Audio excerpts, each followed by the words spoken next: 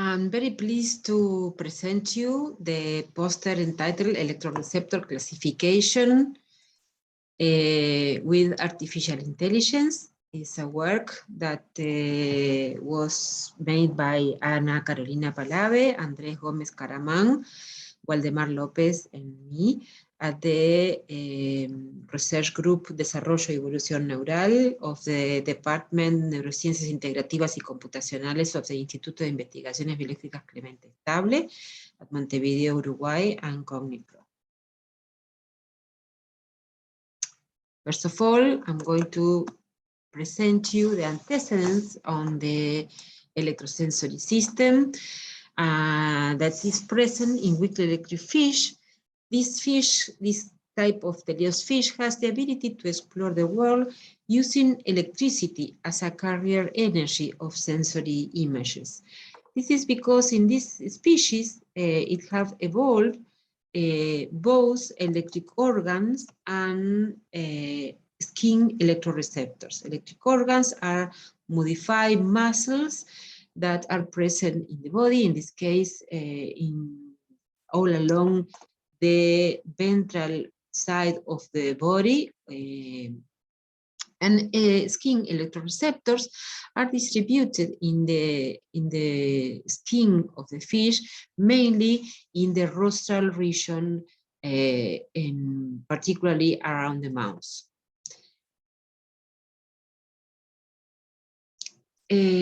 Then I would like to tell you a little bit about skin electroreceptors that are very evident even in just pictures of the skin of a fish, as in this case the larvae of Gymnotus omarorum. You will see a lot of whitish dots. Each of these dots, most of them are tuberose electroreceptors, and some of them are ampullary electroreceptors. And these are the two main types of skin electroreceptors that Gymnotids, and in particular Gymnotus omarorum, an autochthonous species of weakly electric fish, have. One of these types are the tuberose electroreceptors that in turn can be classified or subclassified in two types, type 1 and type 2 electroreceptors that have a characteristic innervation pattern and ramification of the terminal branches of the afferent electrosensory afferents. In the case of type 1 electroreceptors, they have a kind of hill of the basal cells that is traversed by electrosensory afferents that branch in a kind of tree-like aspect, and ending in small terminals that contact the basal end of pear-shaped sensory cells that occupy all the bulb of the electroreceptor type 1. In turn, tuberose 2 electroreceptors are characteristically formed by smaller organs that which electrosensory afferents traverse the basal end of the organ and ramify in a kind of comb-like organization, impinging and contacting the basal end of the sensory cells. On the other hand, in the case of the ampullary electroreceptors, these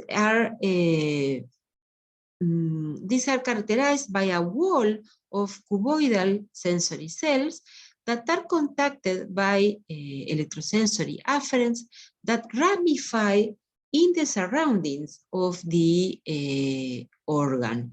And these N-terminals of the electrosensory afferents end in extremely large buttons that contact each of the sensory cells. So one of the things that we have realized is that the recognition of these types of electroreceptors, tubers 1, 2, and ampullary, is a quite complex one and requires a trained eye. So for our research and also for our teaching activities, we decided to train a machine learning models for the automatic classification of Gymnotus omarorum electroreceptors using CogniFlow as a tool. Our main objectives were to analyze the performance of the AI models as a function of training dataset size, and also considering the structural characteristics of the tuberous electroreceptors 1 and 2, and the differences that they present mainly in size, we analyze the suitability of using the assumed data augmentation tool to increase the dataset size, as is usual in this type of models. Our methodology consisted in the following steps. First, we obtain by a CMOS camera images of bright field microscopy observed sections, skin sections stained with silver staining according to the Cajal de Castro procedure. And then the images were classified in the three main types of electroreceptor, that is tuberous electroreceptor 1, 2, and ampullary. And we reached 200 images of each of these types. Then the images were randomly attributed to 4 datasets consisting of 50, 100, 150, and 200 images per category. Then the images were saved in corresponding folders, compressed, and uploaded in a CogniFlow experiment. The networks that are the artificial neural networks in turn distributed in an aleatory way the images of these data sets in 2 sets, one for training of the networks and the other for the validation, in a proportion of 80% and 20% respectively. Then we trained 8 AI models that are used by CogniFlow in different projects. And finally, we analyzed the validation and evaluation of the AI models performance using the same validation sets for all the models, all the AI models. The AI models that we used for this project were the following. A feed-forward neural network using MobileNet V2 vectors, FFNN using exception vectors, logistic regression using either mobile and exception vectors, SEGC artificial network using exception and mobile, and SVG using mobile and exception. And these are I'm sorry.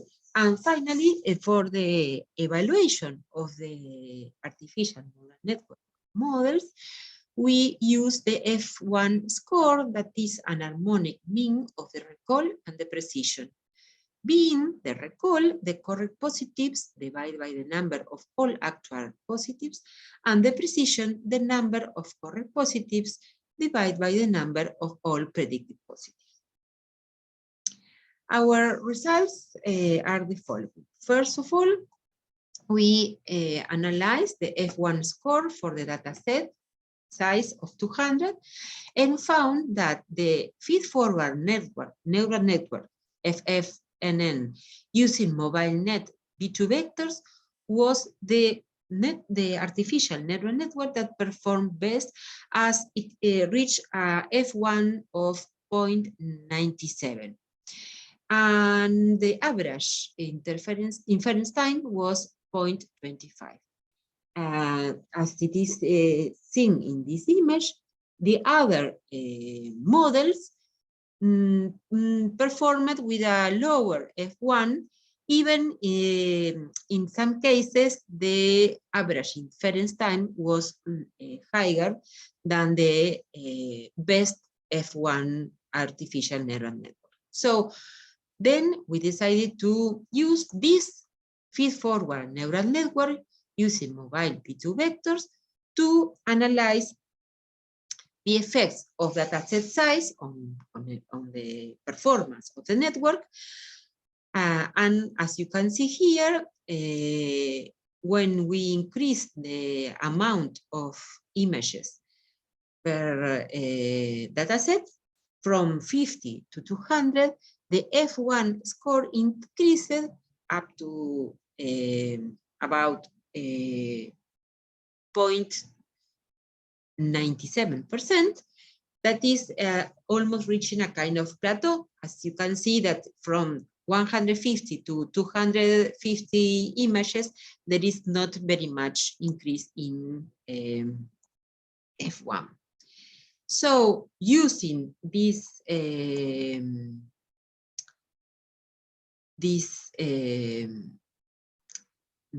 network, we also test the effect of using or not the one of the tools that is usually used for augmentation of the data sets, that is the zoom tool. And then, as you can see in the figure, for the lower, the data sets of lower amount of pictures, there is a difference, but is not better for the zoom than for the, without zoom. And the difference between with and without zoom for 150 and 200 images is almost not evident. So the zoom also does not appear to improve the results in most in the iterations. So our conclusions are that the feed-forward neural network using mobile net V2 vectors model presented the highest F1 score for the 200 datasets, that the dataset zoom augmentation did not affect FFN using mobile net V2 vectors for F1 for the 200 datasets. And then according to these results, this artificial neural network model was selected as a tool for our research line on the ontogeny of the electrosensory system, involving students training in electroreceptor recognition and classification. So we have to also acknowledge the support by Peresiva and Annie, and also particularly the Fondo Clemente Estable grant 4014. So thank you very much for your attention, and if you would like to contact us, you have here the emails of Waldemar and me. So thank you so much.